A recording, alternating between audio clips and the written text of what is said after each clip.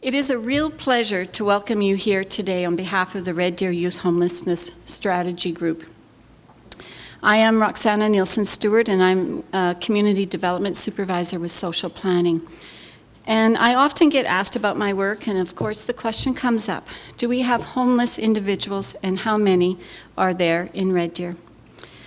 And of course you know the answer, and the answer is yes, we do have homeless individuals in our community. And yes, we do have homeless youth. Answering the second question of how many is always more difficult. In the fall of 2012, in partnership with the Red Deer and District Community Foundation, the City of Red Deer oversaw the very first point-in-time count of homeless individuals. On the night of October 16, 2012, this count reported that there were 279 individuals either in one of the shelters or on the street. Of that 279, 37% were youth under the age of 25. 50% of the youth homeless that night were female, so it's an even 50-50 split between male and female. The point-in-time count does not count youth that couch surf, and as you folks know, that probably would be a much higher number. So yes, we do have homeless youth here in Red Deer, and the Red Deer Youth Homeless Strategy Group would like, with your help, to do something about this issue. So again, thanks for coming out today. I want to introduce the committee members, and I want them to stand up too, and they'll be playing different roles today. So we have Jill Draper from Alberta Health Services, and Marilyn Vaughn from Alberta Health Services, Jillian Wallace from Parkland Youth Home Society, Kim Weaver from Child and Family, they've changed their name, Child and Family, Central Alberta Child and Family Services, Tanya Scher from the Red Deer Native Friendship Society. And then I'd like to also introduce the provincial representatives that come to the table with us, and Lori Michalchuk and Chris Lepchap have been sharing that role. Chris is just back with us, and David French, who is in charge of we will be getting an Alberta plan to end youth homelessness, and David's been keeping us up to date on that. And I would like to introduce Sandy Purcello last, and she's also with Parkland Youth Home Society. And before Sandy starts to speak, the session is being videotaped because we wanted the opportunity to share the speakers more widely. So if you have any issues with that, you need to come speak with me because we consider this a public event, so you might appear in the videotaping. I just adjust my hair when you said that. And of course, the microphone. Good morning. Thank you, everyone, for joining us. What a great turnout.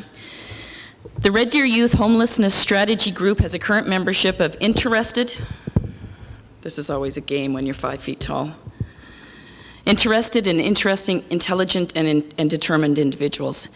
With two quick snapshots, I'll share with you how this group have defined and fine-tuned the definitions of who we are as a group and what our purpose is.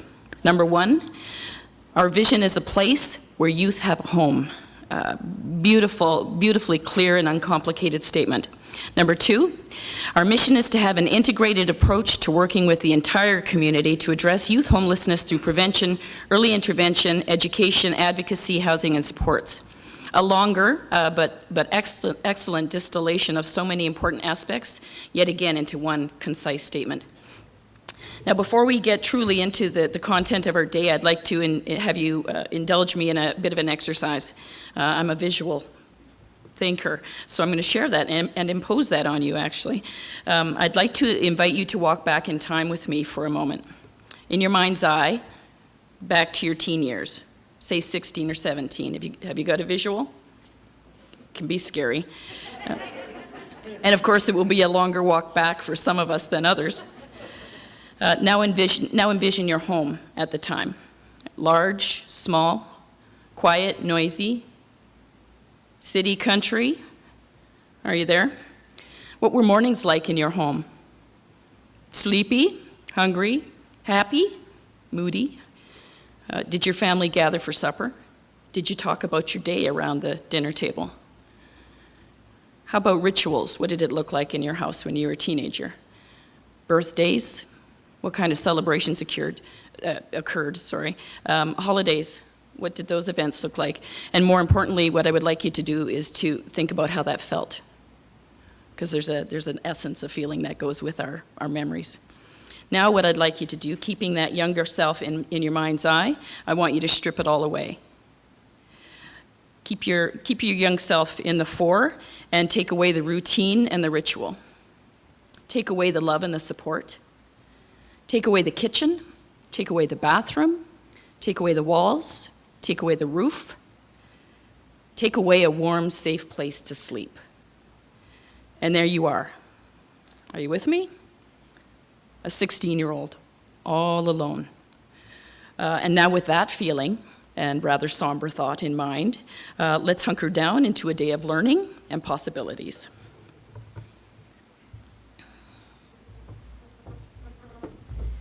Good morning. My name is Tanya. I'm the Executive Director of Red Deer Native Friendship Society, and it's my honor to introduce Teresa Larson-Jonathan, who will share the prayer with us this morning.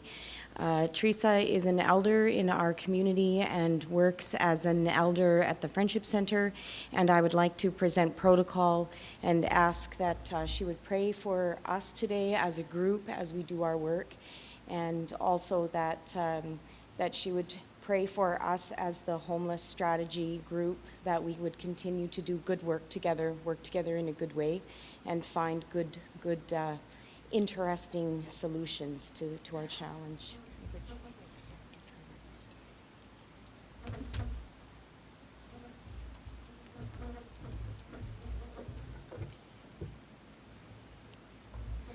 Wow, looks different up here. Good morning, everybody. Really encourage you today in your important work. One of the very first teachings I got from my elder, George Goodstriker, was when he took my husband and I on as students and committed to teaching us, I think some days very little of what he knew. He said, and it was the most important teaching I got, was he said, "My girl, this way is a hard way." He goes, and when you're going to be asked to pray for people. And he goes, you're going to meet a lot of different people from a lot of different backgrounds. They're each going to have their own way to pray. And he said, and you need to respect that. He said, because if you don't respect the way people live their day-to-day life and what gets them through their day-to-day life, you're not respecting their life. And we have no right to do that. So I always keep that teaching in mind, and I really acknowledge him today. And I ask that I gently ask if you are able to stand today, and we'll pray together, and each of you can pray in your own way along with me. And I'm really surprised Tanya called me Teresa. She never calls me Teresa. It's quirky. So, Mikwegan Skoyon Sikason, Natana Komoki Biski, Red Cloth Woman is what I go by. And I give thanks for the gift of this day. Give thanks for what we have, for our lives, for our families, for the air that we breathe, for the water that we drink. Thank you, Creator, for bringing us all together today. And I give thanks for this land. And I acknowledge the ones that lived here long ago and tell them that we're here to do something good today in a good way. Thank you, Creator, for this room, for this building. Bless it today. Let it be a place of learning. I ask you, Creator, to look after each and every one that sits in here today. Give us the focus, the clarity, and the willingness to sit together, learn from one another, support one another, listen to one another, go forth together. I ask you, Creator, especially to keep our youth close to your heart. Encourage them. Help them to make those good but hard decisions. I ask you, Creator, to let them find that place. Help us to get them to find that place of solace, that place of sanctuary, that place of safety, their home. All my relations, hi.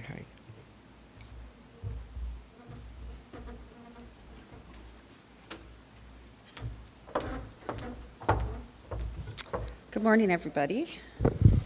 I need to put this up just a wee bit. I'm Kim Weaver, and I'm with Child and Family Services here in Red Deer. I'm one of the managers of one of the district offices. This morning, it's a pleasure to introduce Dr. Stephen Gates, but before I call him up to the mic, I just want to tell you a little bit about him, and then he will impart his great knowledge on us. So, Dr. Gates is an associate professor in the Faculty of Education, is the director of the Canadian Homelessness Research Network and the Homeless Hub.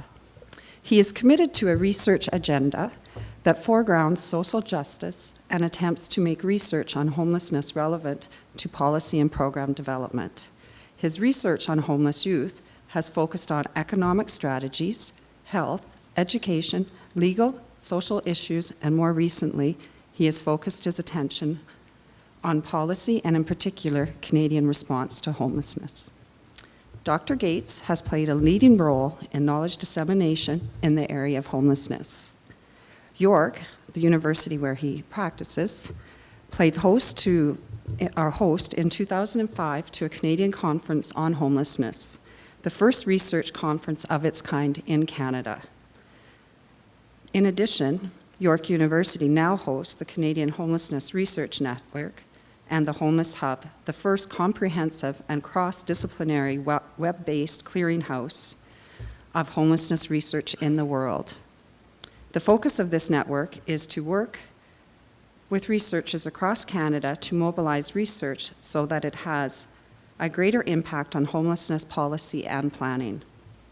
Through the CHRN, Dr. Gates is publishing policy-relevant research, including the recent Canadian definition of homelessness, as well as reports such as the real cost of homelessness, can we save money by doing the right thing, can I see your ID, the policing of homelessness youth in Toronto, Family Matters. And lastly, I just want to say that Dr. Gates was one of the contributing authors to an e-book, Youth Homelessness in Canada, Implications for Policy and Practice. It is my great pleasure to call you here. Thank you.